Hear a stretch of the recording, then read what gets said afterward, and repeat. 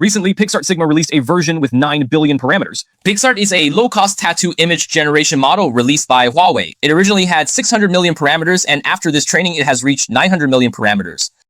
Every time I get a new model, I test it with different styles. In my opinion, if it passes the test, it's a good model. Back to the workflow, the left half shows the basic tattoo design. Let's look at the node structure and load the model. Then there is a node for loading the T5 text encoder. I'm using the T5 model here, but you can also try other models if you like. Set the dimensions, input positive and negative prompts, enter the latent space, then decode to get the tattoo image result. Since it's a diffusion transformer model, the architecture is completely different. Using more detailed and natural language to describe this prompt should yield better results. There's no need to keep exchanging fragmented words anymore. To whom do these nodes belong? From such an extension plugin. The ComfyUI is now completely separated from stability. With this extension plugin, we can also try out other models, such as the Hongyuan model. What does refiner mean? It's image-to-image generation.